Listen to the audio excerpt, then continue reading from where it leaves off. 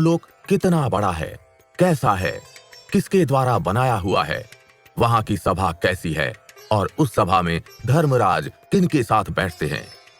हे दयानिधि, जिन धर्मों का आचरण करने के कारण धार्मिक पुरुष जिन धर्म मार्गों से धर्मराज के भवन में जाते हैं, उन धर्मों तथा मार्गों के विषय में भी आप मुझे बतलाइए।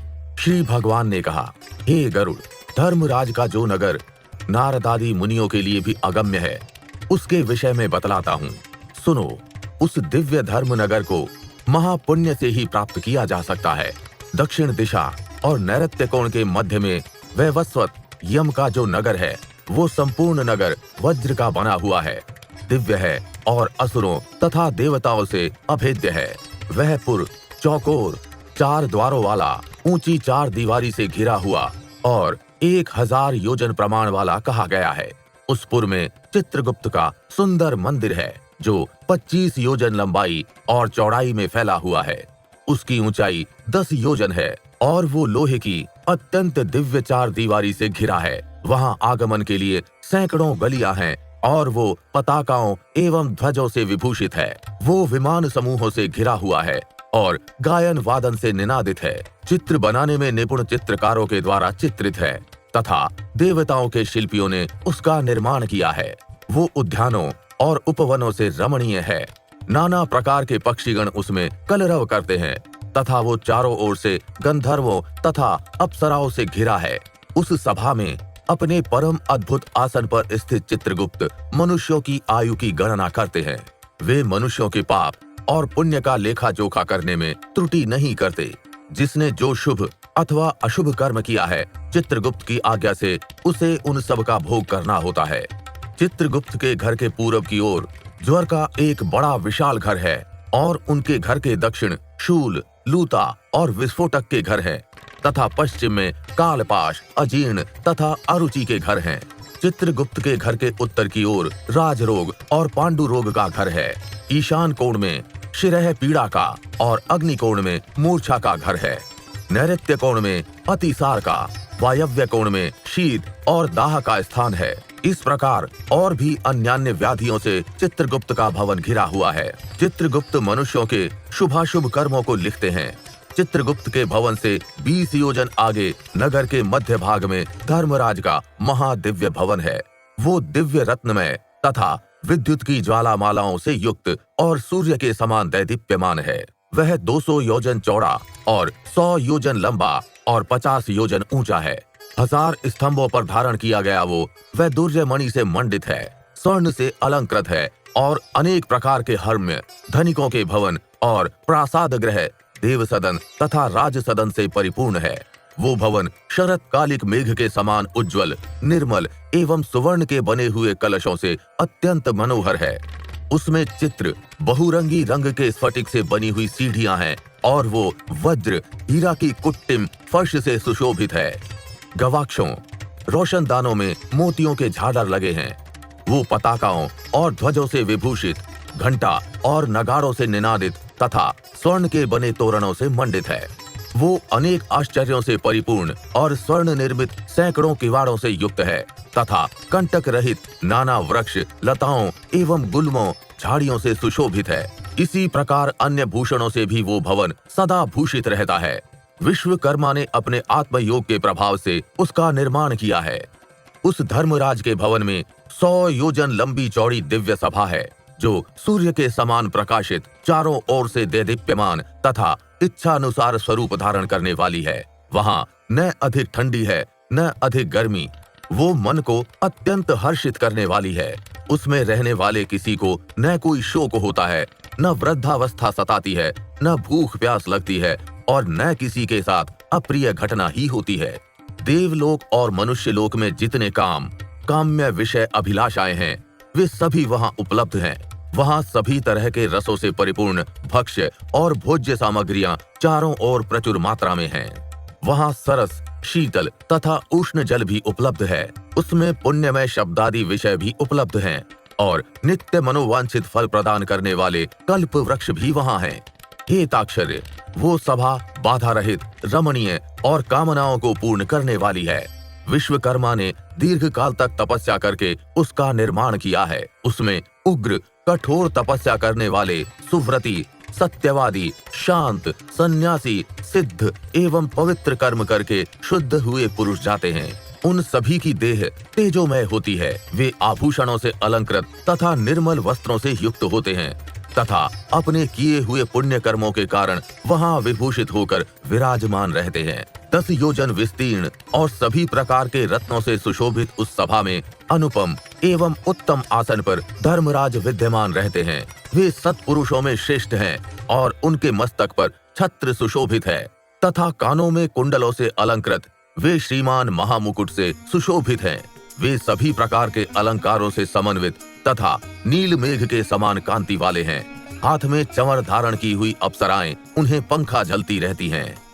गंधर्वों के समूह तथा अप्सरा गणों का संघ गायन, वादन और नृत्यादि द्वारा सभी ओर से उनकी सेवा करते हैं। हाथ में पाश लिए हुए मृत्यु और बलवान काल तथा विचित्र आकृति वाले चित्रगुप्त एवं कृतांत के द्वारा वे सेवित हैं। हाथों में पाश और दंड धारण करने वाले, उग्र स्वभाव वाले, आज्ञा के अधीन आचरण करने वाले तथा अपने समान बल वाले नाना सुभटों दूतों से वे धर्मराज घिरे रहते हैं। हे खग, अग्निश्वात, सोमप, ऊष्मप, स्वधावान, बहिर्षद, मूर्तिमान तथा अमूर्तिमान जो पितर हैं एवं अर्यमा आदि जो पितृगण हैं और जो अन्य मूर्तिमान पितर हैं, वे सब मुनियों के साथ धर्मराज की उपासना करते हैं। अत्रि, वशिष्ठ, पुलह, दक्ष, क्रतु, अंगिरा, जमदग्नि नंदन परशुराम, भृगु, पुलत्स्य, अगत्स्य, नारद ये तथा अन्य बहुत से पितृराज धर्मराज के सभासद हैं, जिनके नामों और कर्मों की गणना नहीं की जा सकती। ये धर्म शास्त्रों की व्याख्या करके यथावत निर्णय देते हैं। ब्रह्मा की आज्ञा के अनुसार वे सब धर्मराज की सेवा करते हैं। उस सभा में सूर्य वंश के और चंद्र वंश के अन्य बहुत से धर्मात्मा राजा धर्मराज की सेवा करते हैं।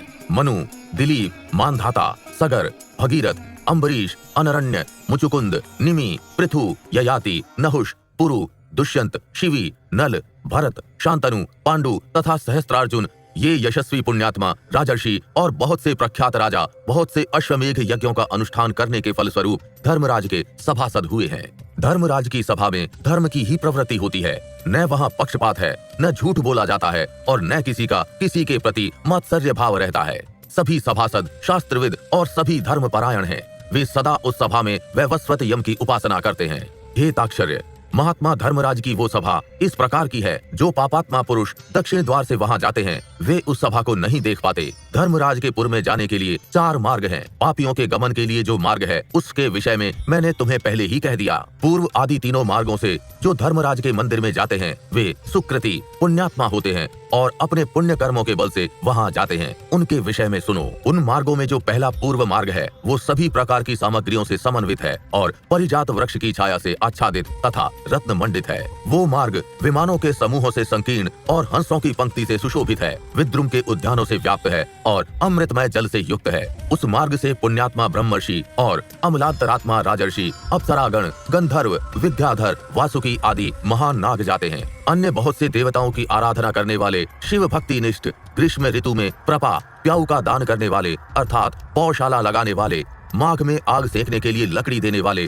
वर्षा ऋतु में चतुर्मास करने वाले, विरक्त संतों को दान मान आदि प्रदान करके उन्हें विश्राम कराने वाले, दुखी मनुष्य को अमृतमय वचनों से आश्वस्त करने वाले और आश्रय देने वाले, सत्य और धर्म में रहने वाले, क्रोध और लोभ से रहित, पिता माता में भक्ति रखने वाले, गुरु की शुश्रूषा में लगे रहने वाले, भूमि दान देने वाले, गृह दान देने वाले, गोदान देने वाले, विद्या प्रदान करने वाले, पुराण के वक्ता, श्रोता और पुराणों का पारायण करने वाले, ये सभी तथा अन्य पुण्यात्मा भी पूर्व द्वार से धर्मराज के नगर में प्रवेश करते हैं। वे सभी सुशील और शुद्ध बुद्धि वाले धर्मराज की सभा में जाते हैं। धर्मराज के नगर में जाने के लिए दूसरा उत्तर मार्ग है, जो सैकड़ों विशाल रथों से तथा शिविका आदि नरयानों से परिपूर्ण है। वो हरिचंदन के वृक्षों से सुशोभित है। उस मार्ग में हंस और सारस से व्याप्त, चक्रवाक से सुशोभित तथा अमृत तुल्य जल से परिपूर्ण एक मनोरम सरोवर है। इस मार्ग से वैदिक अभ्यागतों की पूजा करने वाले, दुर्गा और सूर्य के भक्त, पर्वों पर तीर्थ स्नान करने वाले, धर्म संग्राम में अथवा अनशन करके मृत्यु प्राप्त करने वाले, वाराणसी में गौशाला में अथवा तीर्थ जल में विधिवत प्राण त्याग करने वाले, ब्राह्मणों अथवा अपने स्वामी के कार्य से तथा तीर्थ क्षेत्र में मरने वाले और जो देव प्रतिमा आदि के विध्वंस होने से बचाने के प्रयास में प्राण त्याग करने वाले हैं, योगाभ्यास से प्राण त्यागने वाले हैं, सत्पात्रों की पूजा करने वाले हैं तथा नित्य महादान देने वाले हैं, वे व्यक्ति उत्तर द्वार से सभा में जाते हैं। तीसरा पश्चिम का मार्ग है, जो रत्न जड़ित भवनों से सुशोभित है। वो अमृतसर से सदा परिपूर्ण रहने वाली बावलियों से विराजित है। वह मार्ग ऐरावत कुल में उत्पन्न मदोन्मत्त हाथियों से तथा उच्च श्रवा से उत्पन्न अश्व रत्नों से भरा है। इस मार्ग से आत्म तत्ववेत्ता, सत्य शास्त्रों के परिचिंतक, भगवान विष्णु के अनन्य भक्त, गायत्री मंत्र का जाप करने वाले, दूसरों की हिंसा, दूसरों के द्रव्य एवं दूसरों की निंदा से परामुख रहने वाले, अपनी पत्नी में संतुष्ट रहने वाले संत, अग्निहोत्री, वेद पाठी ब्राह्मण गमन करते हैं। ब्रह्मचर्य व्रत का पालन करने वाले, वानप्रस्थ आश्रम के नियमों का पालन करने वाले, तपस्वी, संन्यास धर्म का पालन करने वाले तथा श्री चरण सन्यासी एवं मिट्टी के ढेले, पत्थर और स्वर्ण को समान समझने वाले, ज्ञान एवं वैराग्य से संपन्न, सभी प्राणियों के हित साधन में निरत, शिव और विष्णु का व्रत करने वाले, सभी कर्मों को ब्रह्म को समर्पित करने वाले, देव ऋण, पितृ ऋण एवं ऋषि ऋण, इन तीनों ऋणों से विमुक्त, सदा पंच यज्ञ में निरत रहने वाले, पितरों को श्राद्ध देने वाले, समय से संध्योपासन करने वाले, नीच की संगति से अलग रहने वाले, सत्पुरुषों की संगति में निष्ठा रखने वाले, ये सभी जीव अप्सराओं के समूहों से युक्त श्रेष्ठ विमान में बैठकर अमृत पान करते हुए धर्मराज के भवन में जाते हैं और वे उस भवन के पश्चिम द्वार से प्रविष्ट होकर धर्म सभा में पहुंचते हैं। उन्हें आया हुआ देखकर धर्मराज बार बार स्वागत संभाषण करते हैं, उन्हें उठकर अभ्युत्थान देते हैं और उनके सम्मुख जाते हैं। उस समय धर्मराज भगवान विष्णु के समान चतुर्भुज और शंख चक्र गदा तथा खड्ग धारण करके पुण्य करने वाले जीवों के साथ स्नेह पूर्वक मित्रवत आचरण करते हैं। उन्हें बैठने के लिए सिंहासन देते हैं, नमस्कार करते हैं और पाद्य, अर्घ्य आदि प्रदान करके चंदनादिक पूजा सामग्रियों से उनकी पूजा करते हैं। यम धर्मराज कहते हैं, हे सभासदों, इस ज्ञानी को परम आदर पूर्वक नमस्कार कीजिए। ये हमारे मंडल का भेदन करके ब्रह्मलोक में जाएगा। हे बुद्धिमानों में श्रेष्ठ और नरक की यातना से भयभीत रहने वाले पुण्यात्माओं, आप लोगों ने अपने पुण्य कर्मानुष्ठान से सुख प्रदान करने वाला देवत्व प्राप्त कर लिया है। दुर्लभ मनुष्य योनि प्राप्त करके जो नित्य वस्तु धर्म का साधन नहीं करता, वो घोर नरक में गिरता है। उससे बढ़कर अचेतन अज्ञानी और कौन है? अस्थिर शरीर से और अस्थिर धन आदि से कोई एक बुद्धिमान मनुष्य ही स्थिर धर्म का संचयन करता है। इसलिए सभी प्रकार के प्रयत्नों को करके धर्म का संचय करना चाहिए। आप लोग सभी भोगों से परिपूर्ण पुण्यात्माओं के स्थान स्वर्ग में जाएं। ऐसा धर्मराज का वचन सुनकर उन्हें और उनकी सभा को प्रणाम करके वे देवताओं के द्वारा पूजित और मुनीश्वरों द्वारा स्तुत होकर विमान समूहों से परम पद को जाते हैं और कुछ परम आदर के साथ धर्मराज की सभा में ही रह जाते हैं और वहाँ एक कल्प पर्यंत रहकर मनुष्यों के लिए दुर्लभ भोगों का उपभोग करके पुण्यात्मा पुरुष शेष पुण्यों के अनुसार पुण्य दर्शन वाले मनुष्य योनि में जन्म लेता है। इस लोक में वो महान, धन संपन्न, सर्वज्ञ तथा सभी शास्त्रों में पारंगत होता है और पुनः आत्मचिंतन के द्वारा परम गति को प्राप्त कर